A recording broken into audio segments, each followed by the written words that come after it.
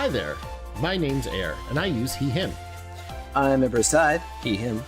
I'm Leap, I'm he, use, he, him, and this is Insight Check, where we delve into the dungeons of your bad decisions and retrieve the treasure of wisdom. It's a good old-fashioned whiz delve. Welcome, friends and listeners, back to the show. We're really excited today because we have a very, very cool guest.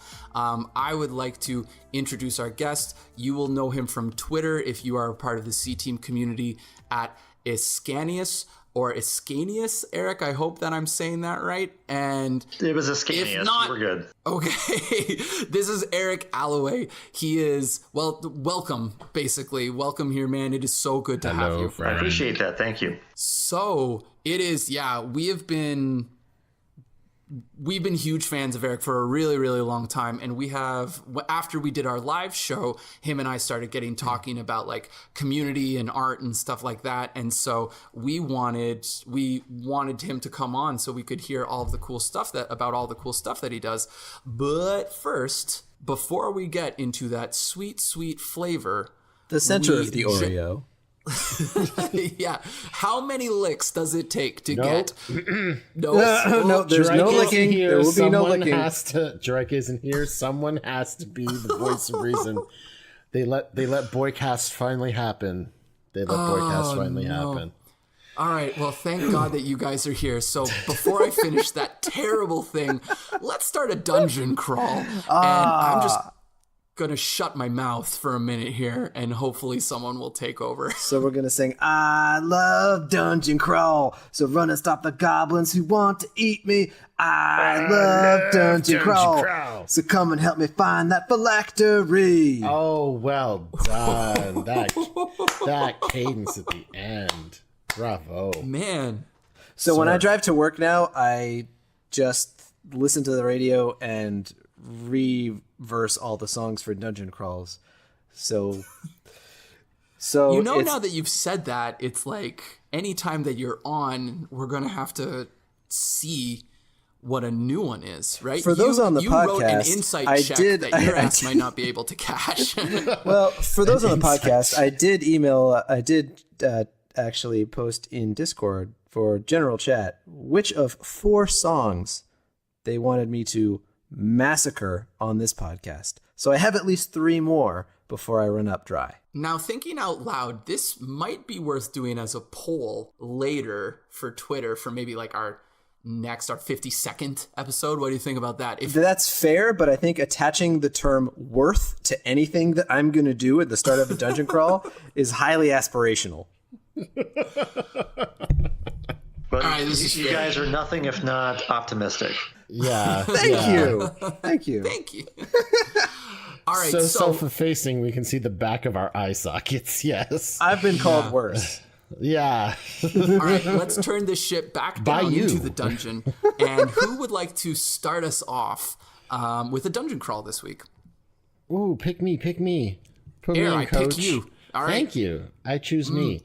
So I was very excited. I had a late night 3 a.m. epiphany where I woke up, dead sleep, cold sweat, and I rose up into a seated position and said, Rise up. Our magical... Listen, we start doing Hamilton. That's all this is going to be. You know Welcome it. I to know Hamilton it. Cast. Yeah.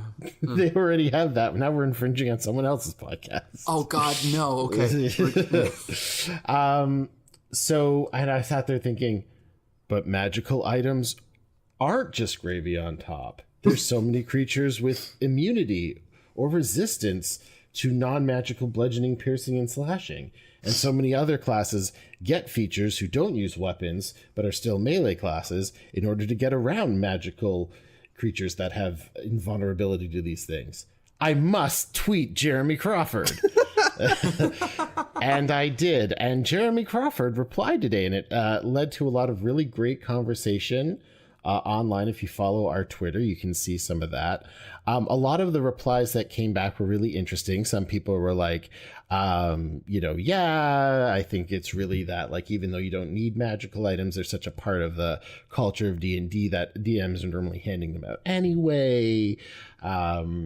Or a lot of people had really great points around, like, if you put forward like a monster that can't be hurt by a non-magical weapon, that's just a great opportunity to create a challenging encounter that you have to solve in a much more interesting way, tactically or roleplay wise. One of the examples that was given was our rogue had to deal with a were-rat, and he just has a high strength and athletic score, so he grabbed it by the head, he stuck its head into a barrel of wine and drowned it. I was like, wow, okay, dark, cool. But that's an interesting way. A DM should never be doing anything to his or her group that they don't have an answer to or couldn't come up with an answer to. Yeah, that was absolutely the kind of the overall takeaway from this was the DM can certainly do that.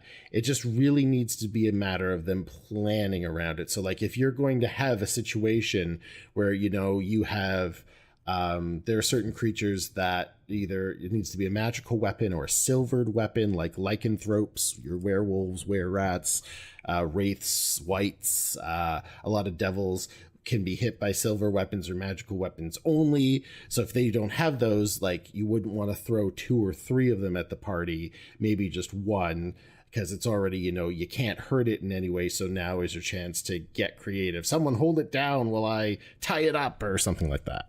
It would be one of those opportunities that if you are doing that, I think what everyone said about making sure that the plan is there would have to be clues as a DM that you would have to drop, like in the middle of combat, make a perception roll. Oh, make another one, right? Or like just highlighting if you had left clues into a space that you think the party could use that aren't being picked up on. I mean, this is kind of railroading people, but if you found yourself in a situation where you're like, oh crap, like I set something up that my party actually isn't ready for in a way that I thought they were, then being intentional about dropping hints about, oh, there's rope, or there's notice silver cutlery in the cupboard, or I don't know, like something like that, right? Like that if you've put the mechanics in place, then there needs to be some kind of description there. Or you could do a narrative foreshadowing with an NPC or something earlier in the arc.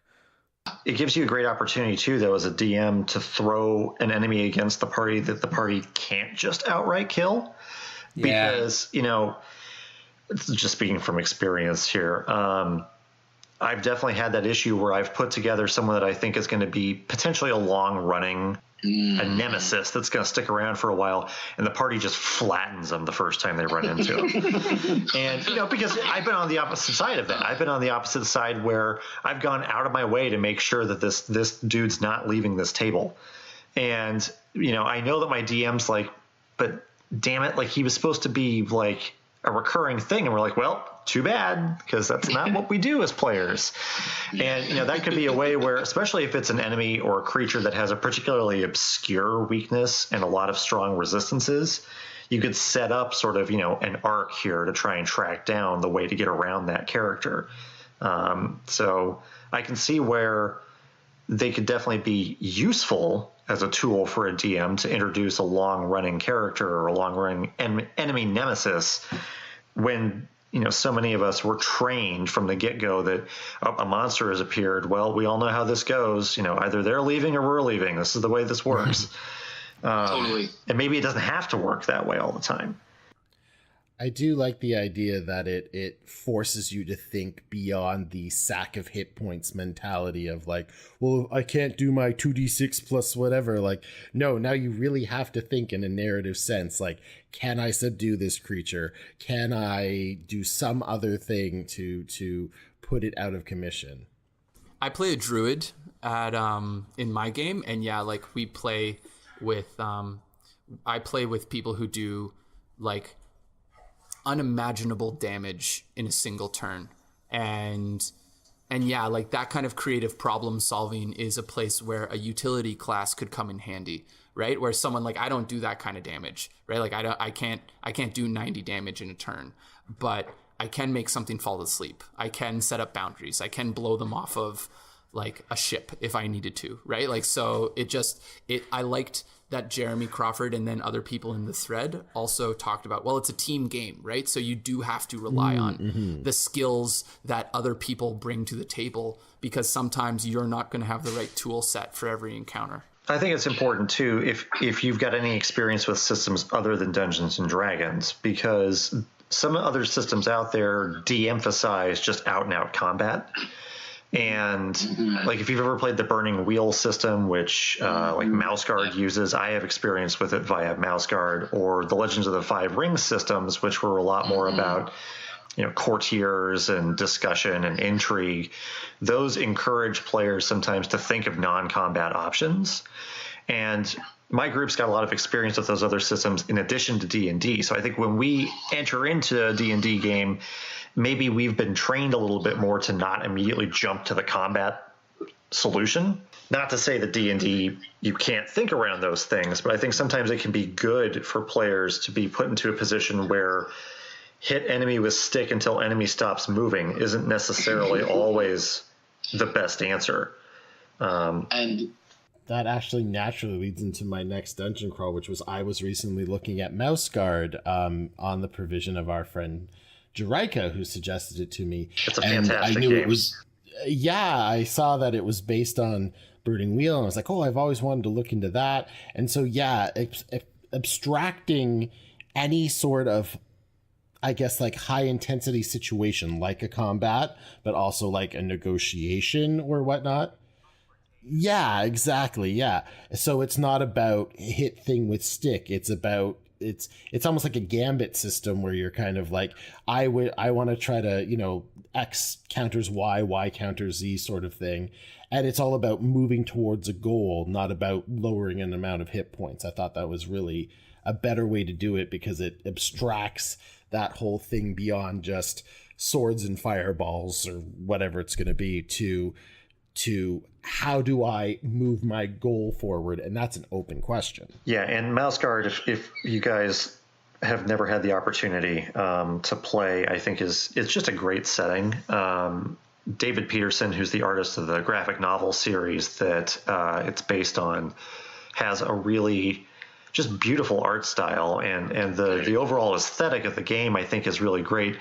I think it'd be a great one, especially to try playing with kids, because it does have more of a, I don't know, sort of a youthful feel to it, but also more of a storybook feel in the entire setting. The way, anyway, I digress. It's a really cool system. So if you guys ever get a chance to play, by all means, you know, and listeners, if you guys have never played it before, you know, do yourselves a favor and go check out Mouse Guard. It's really awesome.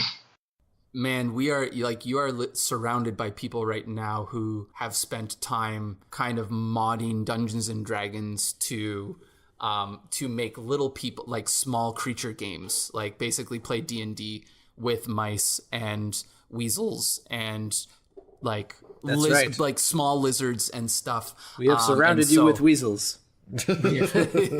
And so, yeah, like, even, I mean, I don't know how we'll be able to do this or not yet, but we've started we're starting to consider looking into different tabletop games to review. And I think Mouse Guard would be one that I would love to get messy into, just because of, the art and just everything that I've researched about that one looks absolutely incredible. Another one to look into then would be Mice and Mystics, which is it's a tabletop game that basically plays out like small RPG sessions. And there's an actual like book of a story that you play through, but it is a board game. And I think it'd be a really good primer, especially for folks that maybe have not had experience with straight dice rolling RPGs, to kind of ease them into that mindset before you suddenly plunk them down in front of a book and go, all right, we're going to roll up a character. And they're like, wow, I don't know what you're talking about. So that'd be another one I would suggest looking into as well. It's really well done. My go-to, we're so far off topic. Maybe I just let this one so go. good, though. This is like the pod that I didn't know we were going to have, but I've always wanted. This is so good. Anyways, Air, you go, and I think then Embers wanted to say a little bit of something as well. I was just going to say, my favorite tabletop game to get people into an RP mindset is Gloom, because it's all about killing off the members of your family in the most tragic way possible. But the game requires you to create a narrative around how they got, scarlet fever, all these ridiculous ailments that they can get. So you have to every time you play a card, tell a little story about how it happened. It's a great gateway game to something like a D&D or other tabletop RPG. Okay, Sounds I'm done. like Embers, go. Sounds like the Gashly Crumb Tinies. Okay, so Kinda. it is not going to be true when you hear this, but it is as we record it, the start or the end of the first week of Inktober. There's a tremendous amount of awesome Inktober stuff, including one of my personal faves, Amy Falcone, who is now affiliated Twitch streaming a D&D monster a day. And they vary from adorably cute to pretty jaw-droppingly well done in color and form. And it's really fun to watch. So you should already know about it. If you haven't heard it by now, you still have time to catch up. The other thing is regarding, Of Mice and Boys, the stuff that we talked about. Give me the subtitle for this particular. Of Mice and Boys. I'm changing it on the air table right now. Oh. So Leap and Jay, among others, are working on this little small folk project. #smallfolk. #not all small folk. And I'm really excited to and terrified to actually start doing a little bit of illustration supporting that. So it's been like years and years and years since I've had a sketchbook, but I used to do a lot of fine arts and oil paintings that would hang in like rich folks' houses and stuff, which was cool. And I love rich folks who buy art, but it's been a long road from there to here. So I'm kind of trying to get my training wheels back on and learn how to draw sticks and balls and make that into characters.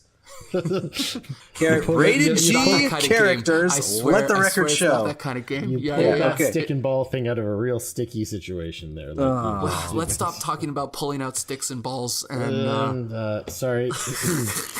Why is it all boys? Just downhill. No, of Mice and Boys.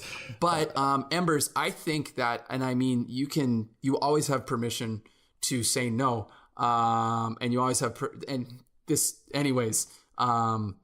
I think it would be really cool if once you feel comfortable with some of that art, if we were able to post it, because I've gotten some quick views of your sketches and they are really, really exciting. And anytime, like, we're going to be talking about fan art and communities in games, but I think that the art that follows a game or is inspired by a game makes that game more rich. Yeah, I think what I'd say is let's do some before afters. I've just been pigeon scratching in a college ruled little notebook that I've had handy, and then taking it to the iPad on Procreate. And once I've got some things that actually have coloration and whatnot, let's post before and afters. Totally. And right before we get into things, there is a little bit of a plug that I'm going to do.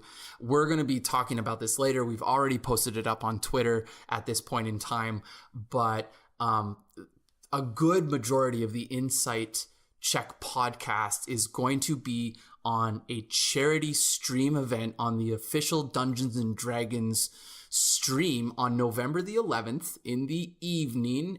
Correct me if I'm wrong, but it is like from 9 to 11 Eastern Standard Time, I believe, if that is correct. You are correct, sir. That is it. And the most exciting bit for me is that Maz themselves are going to be DMing for us, and we are all going to be playing Modrons, which is so bizarre and wonderful. I hope I'm not giving too much away. We'll check this with Maz before we post this, but I cannot wait. It is going to be so much fun, and you're going to see some of our faces, which we have. I mean, you've seen my dumb face before, but like, it's going to be cool. Like, this is a little bit beyond what we've ever done before. And so I'm just hyped to the nth degree about this. And it's for a really, really great cause. And that's my plug. So now that we've done all this, you know, it's weird with these because I'm going as if it's a live episode, but we can just like edit out whatever we want, which is really, really nice. And let's get into some questions. So Eric, so what's your experience with Dungeons and Dragons? Even from our conversations already, it sounds like you have a pretty rich history with tabletops in general. And from our conversations even before we started recording, you have been a part of fan communities for a long time. So how did you find yourself how did you get started in Dungeons and Dragons, and how did you find yourself where you are right now with posting incredible pixel art for a very thankful community? Well, my, I guess, road to D&D started in college. I, on a lark, ended up joining a Shadowrun game, which was very short-lived. It was kind of a mess, but from there, that led into Legends of the Five Rings, L5R. We were playing in the 3rd edition back when AEG was still running it. And that hasn't stopped, actually. So that's been going now, 15 years we've been playing at that. Whoa, I know, it's like one of those where I'm dating myself now. No, that's cool, man. Kind of scary to think about the fact that it was that long ago that I was starting college, but I hear you. And that game, while that particular campaign has ended, every game that we've done since has in some way, shape, or form been related back to that original game's setting.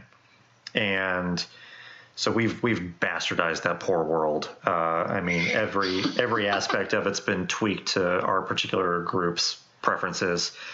But while we were playing L5R, the Penny Arcade guys did, of course, their now famous original AC Inc. stuff with Wizards of the Coast when they were sort of hyping up 4th Ed. And, yeah, that's right.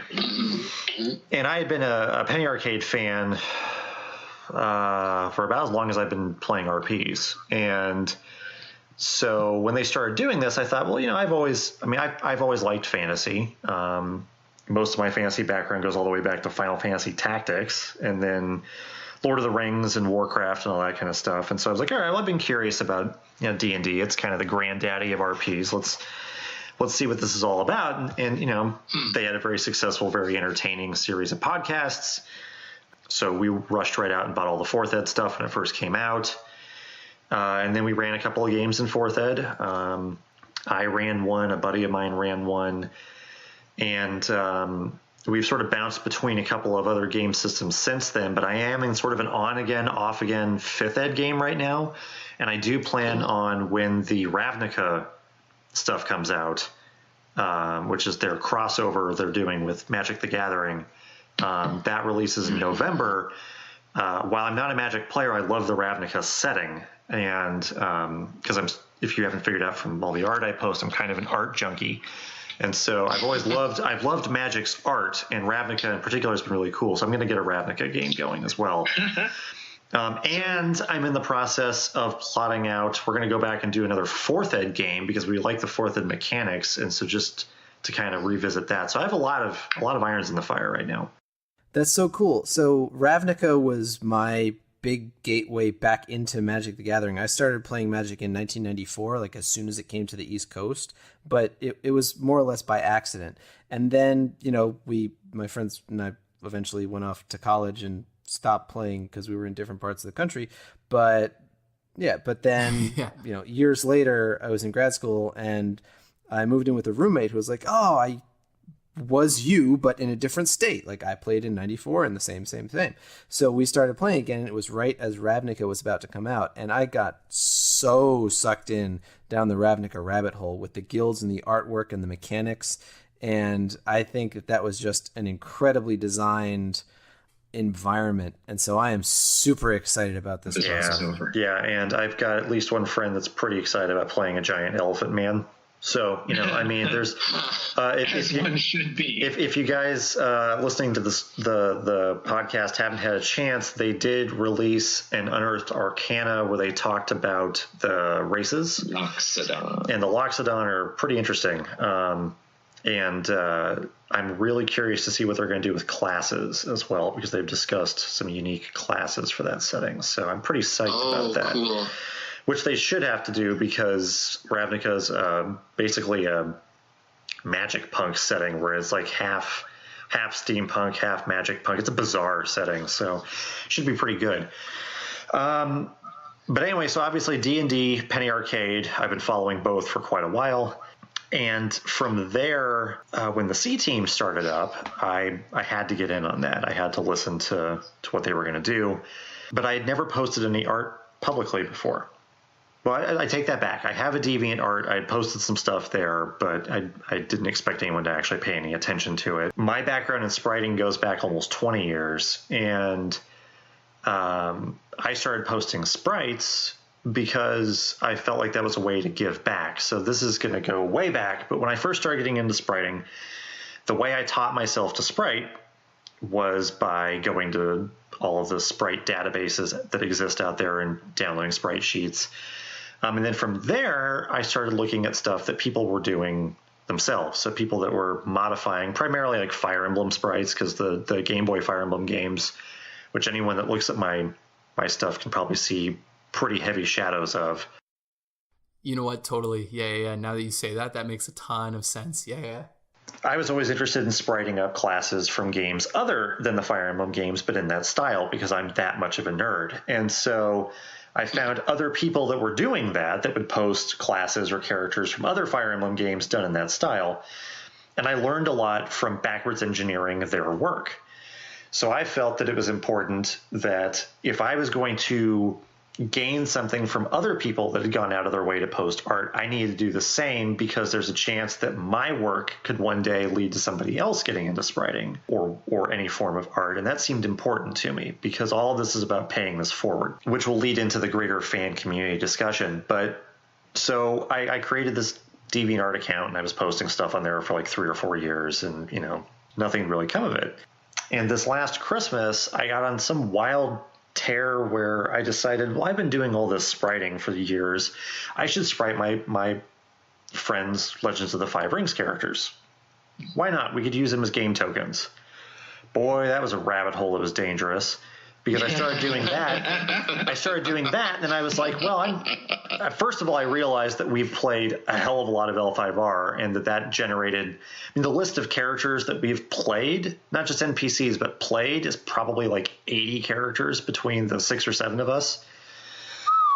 And then, of course, if I'm going to do that, well, obviously I have to do NPCs, right? Because fair is fair. And then, of course, from there, that turned into, well, if I'm going to do that, then, this is kind of fun. Maybe I should just go ahead and sprite neutral characters from all the various clans and schools. I was just going to say, L5R is it's like Magic, right? It's a competitive card game. But from what I understand of it, the story of it and the number of characters and whatnot constantly branched as the game developed. So dear God. Well, we threw most of that out the window, I'll be honest. We kind of were running in our own parallel setting with our own set of NPCs. But when you've been playing in L5R games off and on for 15 years, that's generated a hell of a lot of NPCs. Yeah. And so then I decided, okay, well, I should put together an illustrated dramatis personae for my game that I'm running. So I put together an Excel spreadsheet of every character in my current game with sprite art to go with it for my players. And then I was like, well, I'm doing all of this just for fun, because I'm listening to CTEAM. I should just sprite the main cast. That'd be kind of amusing. And I had Walnut and Cathris done for, I don't know, a couple of weeks. I hadn't done Rosie and Dinar yet. And I kind of got to a point where I was running out of steam a little bit on the L5R stuff. I had only done almost 300 sprites, whatever. And so I went back and I did Dinar and Rosie. I was like, well, I should post these on Twitter to Jerry Holkins, who runs the game, and just kind of see if, what his reaction is. So that meant I had to create a Twitter account because I didn't have one. Then I had to learn how the hell Twitter works. I'm 34 now, and I had no clue how Twitter works because I have glasses. I'm a nerd, so I map to most of the sort of nerd traits, but I'm not very technologically inclined, as the poor folks who had to help get me onto this podcast in the first place kind of learned. So it was no so problem. I had to learn how Twitter worked. And, and my dad, who's in his 60s, has been on Twitter for a couple of years now. He knows more about this than I do. So that was an interesting learning curve. But so I posted that up, and he seemed to like it. And as luck would have it, I got sent out of town for a month for my job. I got sent to a small town to go help run a store while their store manager was out. This was a town of 1,200 people. And there really wasn't a whole lot to do there. It's about 7 hours away from where I live.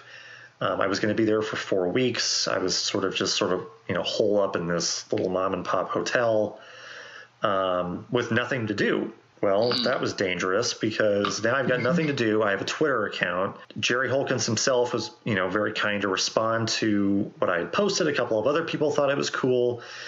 So it was Valentine's Day. I remember this because I had to switch hotels for one night only.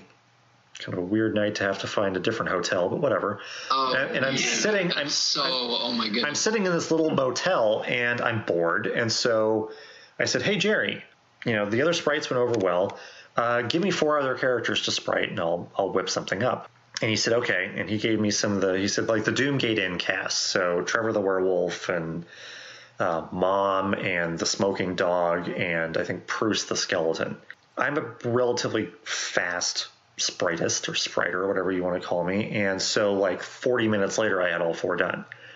and he was like, "Holy crap!" And I was like, "Yeah, you're telling me." And then it just kind of went from there, because then I moved on to the next person. I think I went to Cathris, or maybe it was Amy, and I said, "Hey, give me 4 more characters."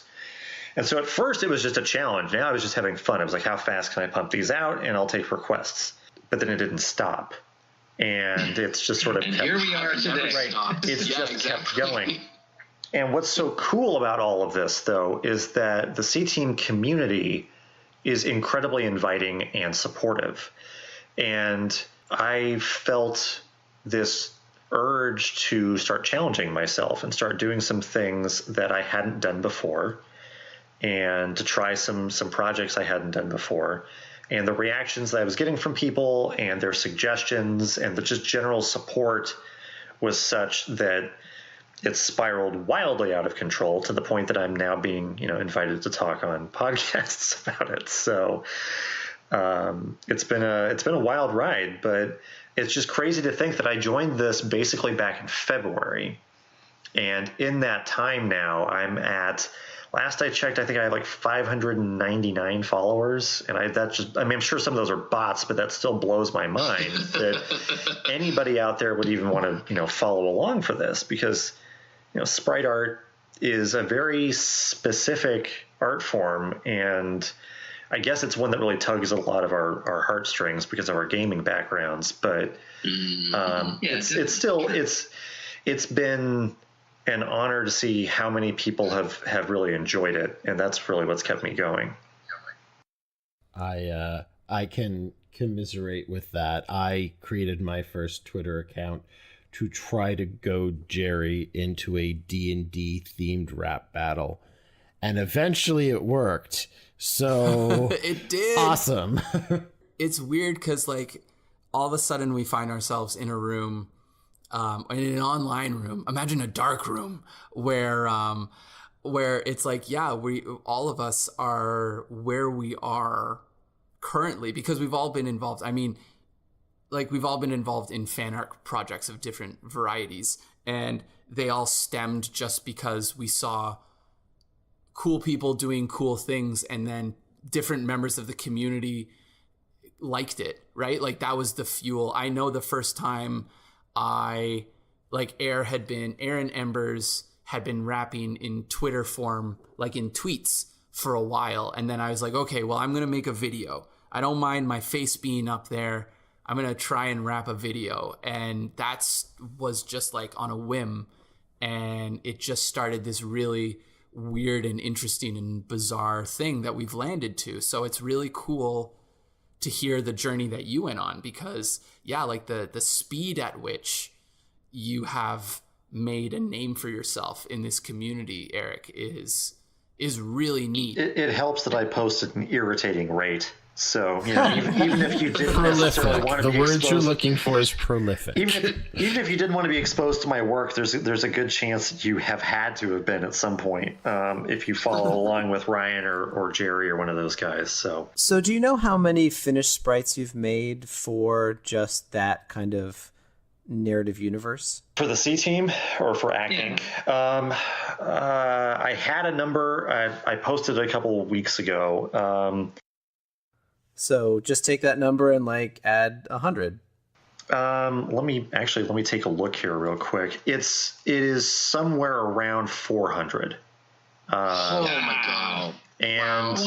And that's a lot. Well, and even that is actually kind of deceptive, because we're talking anything from individual characters to some of the more elaborate, like scenery type things that I've done. Yeah, or ensemble pieces where you have a shared theme across multiple characters within the same sprite composition, right? Exactly, yeah. My C-Team folder, which includes a couple of workbook shots and stuff, is 417 items, and my A-Team stuff is 27. Wow. But then I've done other things beyond that, because I've actually sprited like Jerry and Kiko and some of those guys, and I've done some other stuff beyond just that. Just putting it out there, C-Team Sprite 420 should be for Kate. Yeah, or at least Smoking Dog, if nothing else. Smoking Dog. Saint Benedictus, yeah. But it's been a lot. It helps that I'm fast. There's no way I could have this output if I wasn't able to do this really quick. And my speed really is entirely based on the fact that I am crazy impatient. Which is why I've had virtually no luck at doing anything more elaborate than this. You guys have seen I've posted some actual like pen and paper sketches. I can't move past the sketching phase. Like I can't do anything. I have a tablet. I've tried to use it.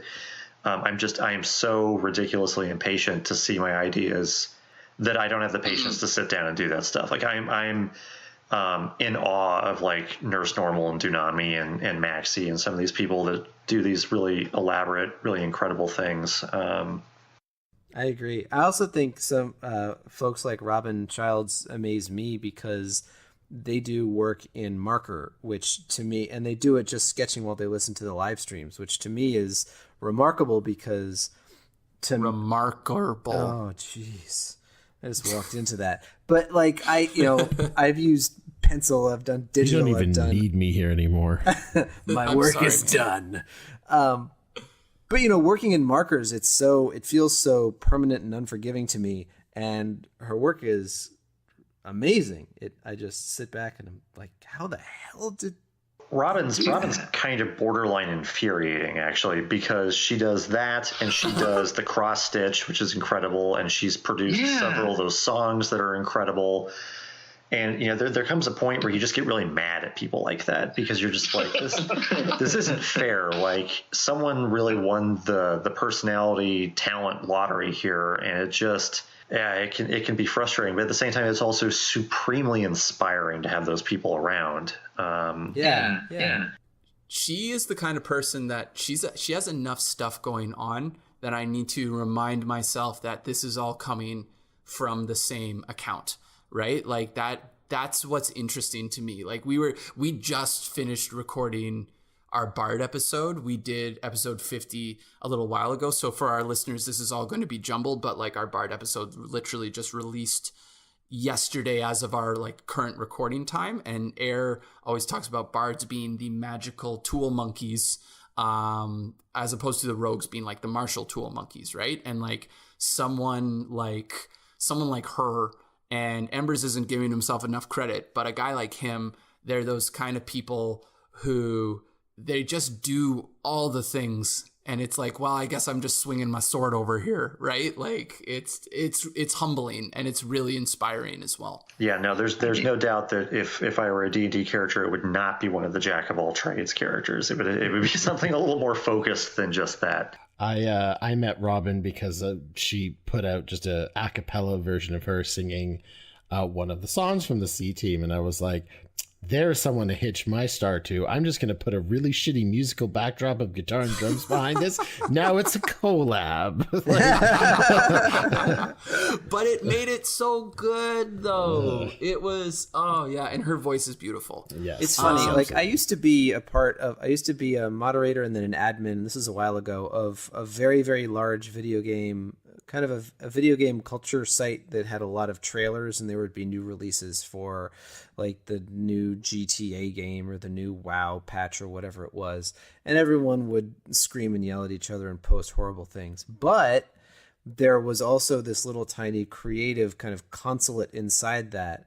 And one of the things that it really emphasized for me was that there are a lot of people who want to be a part of a finished project, but there are very few people who can get to the finish line of a project without struggling. Not that they don't want to do it or want to do the work or have the capability, but there are, life gets in the way, things get in the way, it gets hard. You can put yourself in the way.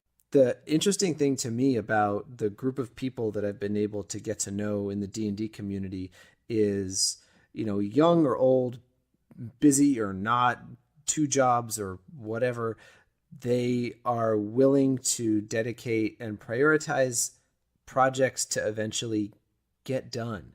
Like, I see more finished projects in the D&D community than I ever have before. And it just, I only have that anecdotal thought, but it's really cool.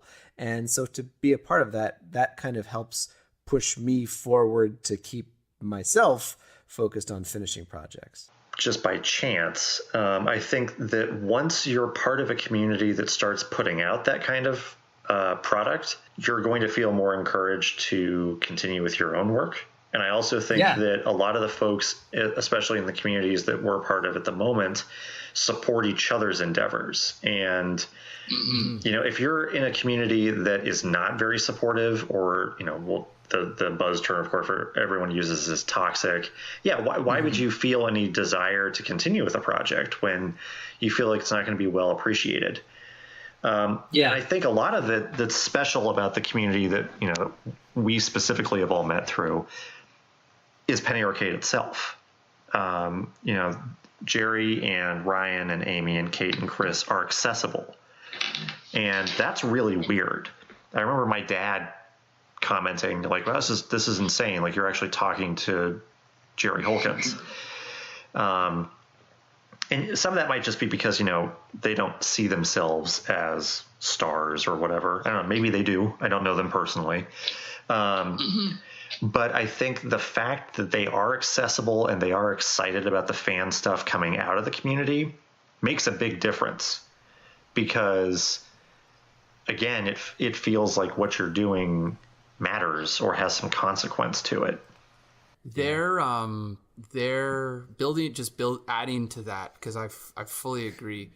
The moment when, and we've all experienced this, and if you've made art, hopefully you've had this feeling, if you're listening, but like, there's that moment, like I remember the first moment where I tweeted something dumb at Jerry, not even involving, like, this was pre me rapping stuff and him replying, and all of a sudden I felt like my whole body lit on fire, like in a good way. It was good fire. Think of green flame. Yeah, exactly. But then, like there's a certain propellant that they have that, it's not like the validity comes from people that we've grown up around, or people in the community that you respect or that love the things that you love and just seem to like what you're doing. And then all of a sudden, like they will retweet your stuff, Eric, or Kate will reply on one of Robin's things, or back when Amy listened to the rap album on her stream when it first came out, and we just got to listen to her reactions. Like, there's a certain, like, it's just cool to see that they love the things that people are doing to show how the artists love the stream itself, you know? Not just hear the reaction, but see the reaction, the visceral, angry reaction. Oh, it was so good. It was so good. Yeah, the episode of CTEAM where during Table Talk they got my tarot card decks.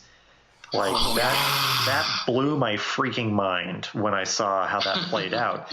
Because, you know, I thought, well, this is pure hubris. Like, I'm sending this thing in here now, and I'm doing it purely because I want to feel good about this. And that's not true. But you know, the guilty part of me was like, you know, why are you doing this? You know, is this just ego?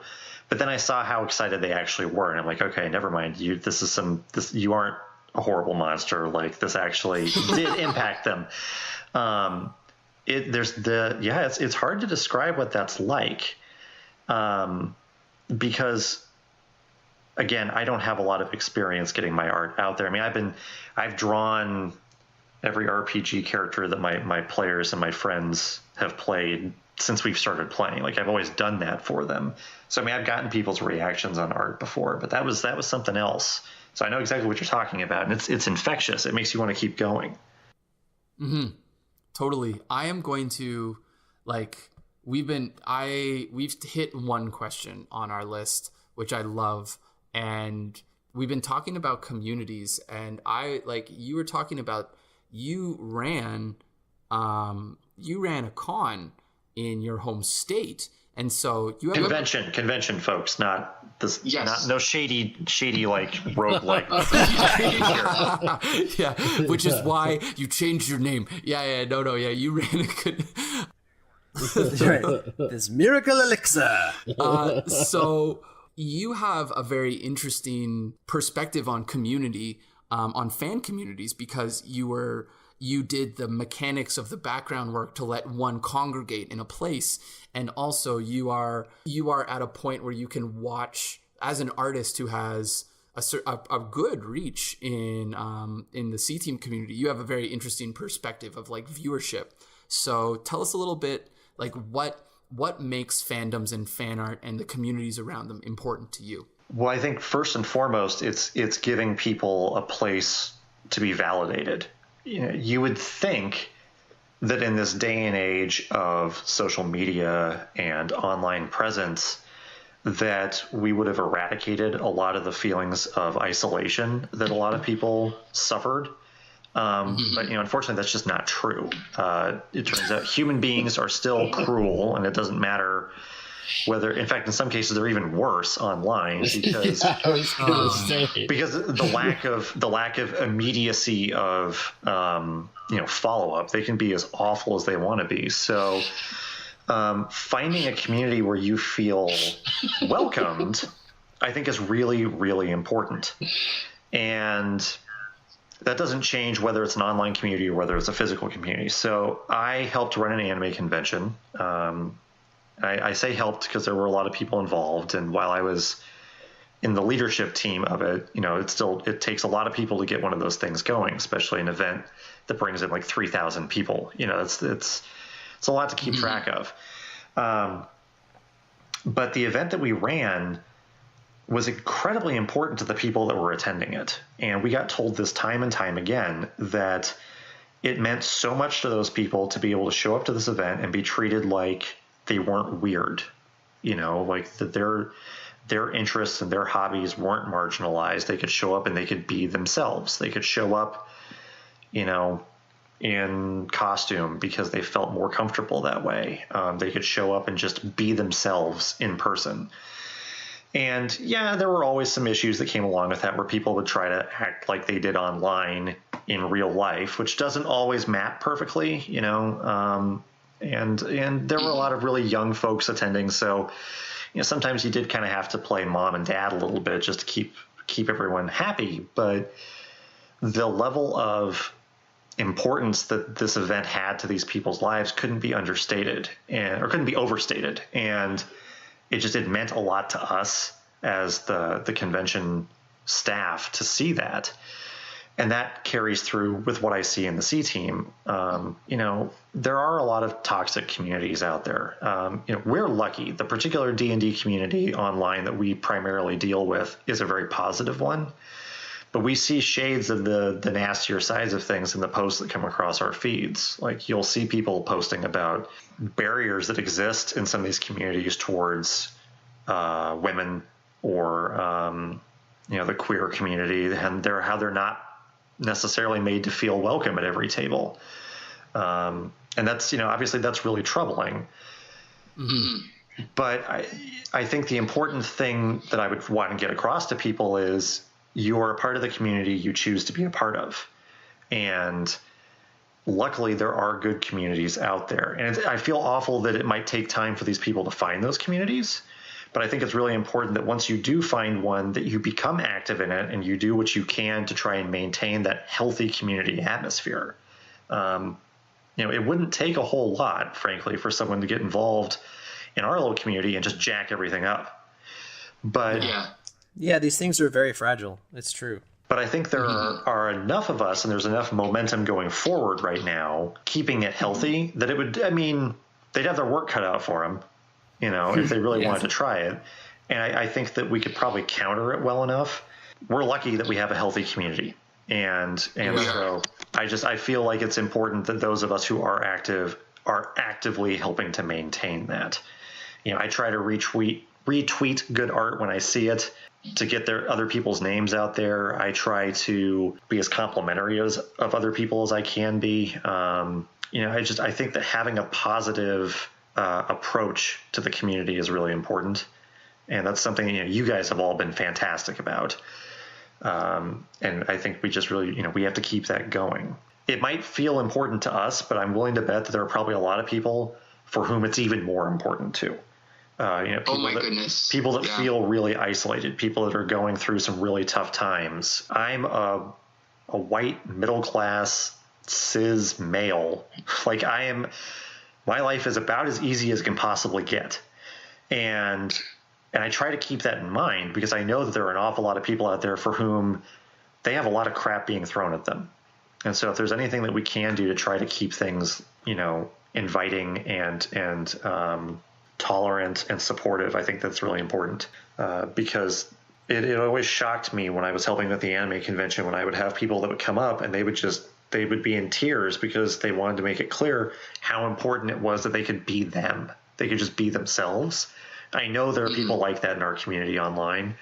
And so it's just, we've got to keep that going. It's just so important for those folks. There's a moment where, like you, I am a 33-year-old cis white male, right? Like I am not marginalized in any way, shape, or form.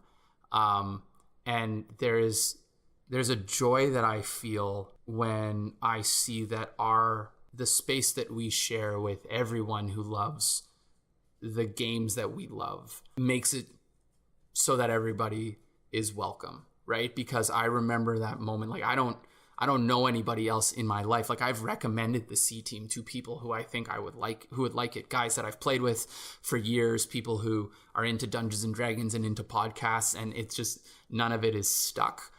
But I owe this community so much just because all of a sudden I found an online place I could call home, and people who liked the things that I liked and liked the things that I was able to contribute.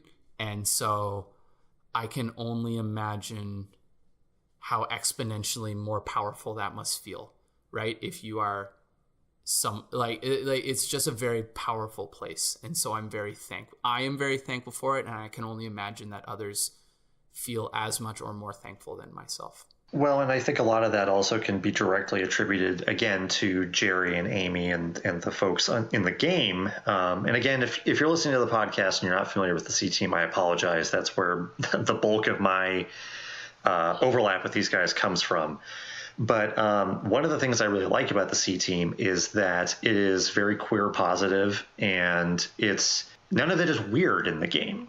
You know what I mean? Like I can remember the episode where I went, oh, okay, I get it. Walnut's queer. It was just matter of fact. and that's how it was, you know. Yeah, it's almost like if it becomes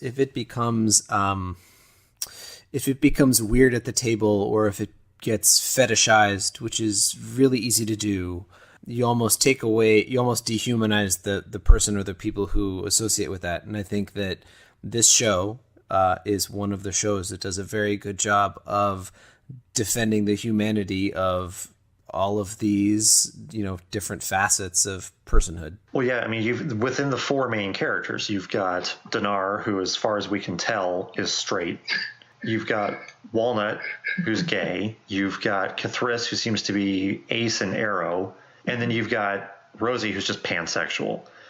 So you've got four very different outlooks on things, and that's okay. And none of it is handled as anything other than just, it's a Tuesday, or in this case, it's a Wednesday. It's just the way it is. Yeah, and I think that that's carried over into the fandom, which is supremely important, because it's created a safe space for these people to, again, be themselves. And I think that that's worth. Mm-hmm. Absolutely. For you, do you have any highlights from the game that stick out for you, or like any highlights in the community, or like pieces of art that were really important to you? Like okay. Yeah. So go for it. First things first, and I never let him forget this. Dunami on Twitter, his art has always struck a chord with me.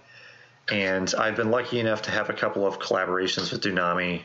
In fact, he's helping me with a project right now. And he posted some player tokens for the characters, and then he did like legendary skins for them. And that, I don't know what it was about that specific series, but that really, it hung around in my mind. It's still there. It still rattles around and surfaces. The CTEAM Wraps thing obviously is huge. It sort of came out of left field. I had been paying attention almost solely to the artistic side of things. And then, Leap, you were nice enough to ask me to be involved with some jacket art for it. Oh, I still love that art. I still love it so much. And I'm telling you guys, if we do like an 80s themed thing, like I got art for days that can work for this. So anyway, so that was huge. As far as the game itself, I think the thing that stands out to me the most about the CTEAM as a game is just fun to listen to. It's not confrontational. It can be poignant, but not depressing. I mean, this is just speaking for myself. I know that it's impacted some other people differently than it's impacted me. But I get the real impression that all five of the people at the table care a great deal about each other as people. And that carries over into the way that the game is played. And it feels like an actual, honest to God, like community. It's not just, hey, here, let's see what happens when 5 people get thrown to a random table and things get real. It's like these are people that care about each other.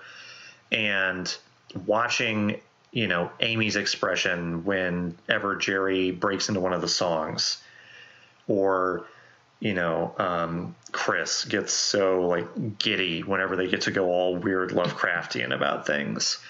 Yeah, for sure. Watching their genuine reactions to things. And then anytime they get to do any of the live gifts online, regardless of what they were, if it was something that Shiny sent in, or if it was, my tarot stuff, or if it was the shirts that Nurse and Samotep teamed up on. I mean, there's an incredible amount of gift giving that's existed, and seeing the impact on them has just, it's huge. It never ceases to really impress me.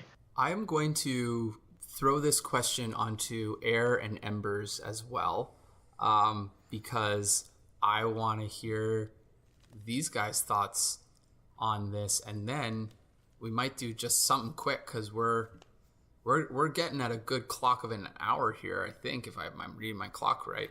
So, which has been awesome, which has been like exactly what I've been hoping for. So, guys, for you, what moments from the community or the show, or the art that you've seen, what stuck out for you? What's been important for you? Sam created Foremother for Amy, and I followed that religiously, watching him put together this prop for Amy T. Falcone, which is Walnut Dawngrass, her druid character's special sword that she got from a ancient tree in the under the city that rose up around where her grove used to be. It was really cool to see that prop come together and just all the steps that went into it. Definitely the D&D Raps album dropping, and watching Amy listen to it on her stream. I created a verse for one of the worst NPCs in the game. He's just a complete chauvinist, misogynist. He's a jerk.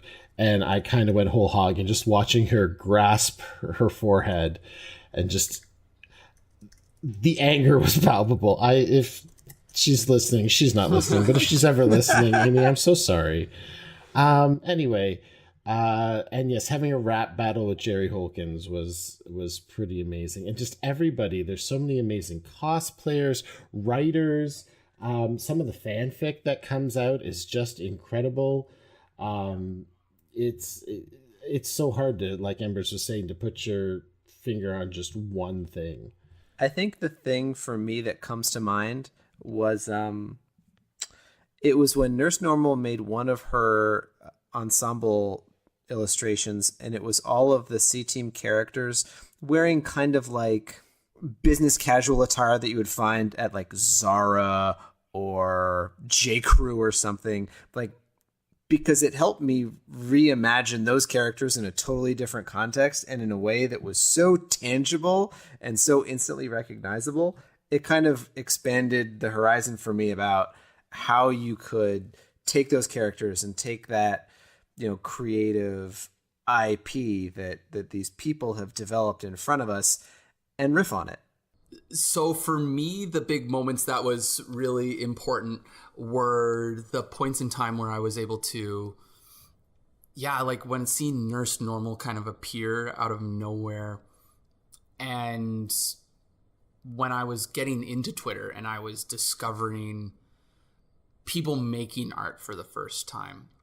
I remember the moment where I was rocking my daughter. She was asleep, and it was one of the first episodes where Jerry is describing the space that we then learn is the floor of the bar.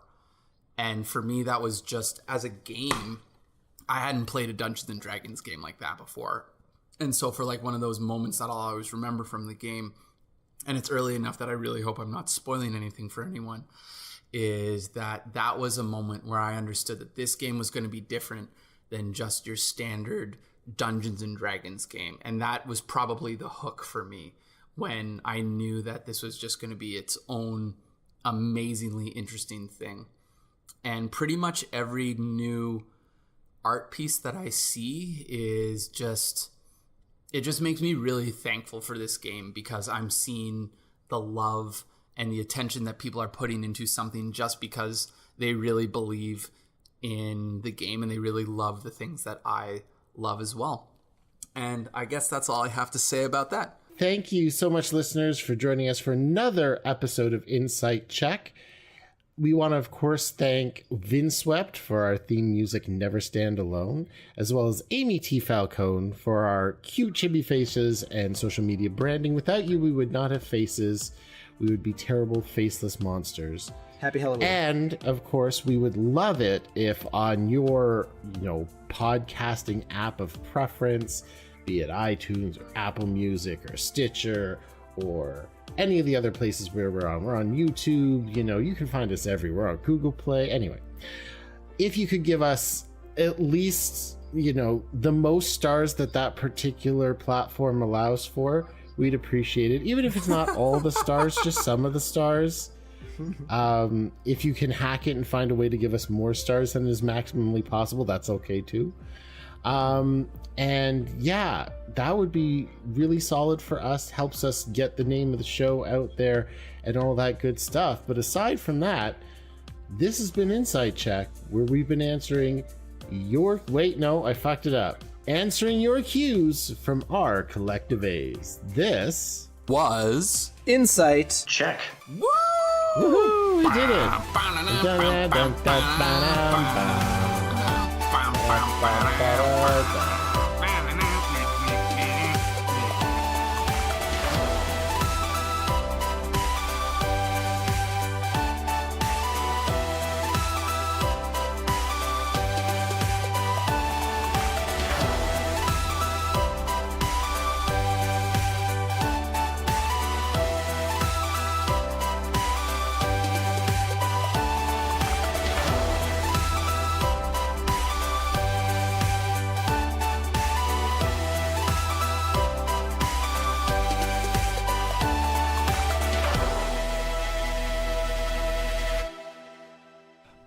So thank you so much, Checkers, for listening to yet another episode of Insight Check. Wow. I say words. Let's take two. Jake, cut out that part. Don't even make I like Easter egg, Insight please. Thank you. Chest though. Yeah. Anyways, Yeah. Yeah, you're supposed to, but Thank you God. so much, listeners, for hashtag Insight blessed. Take 3. Here we go. One more I'll time. shut up, sorry. clap. No, it's good. I love it.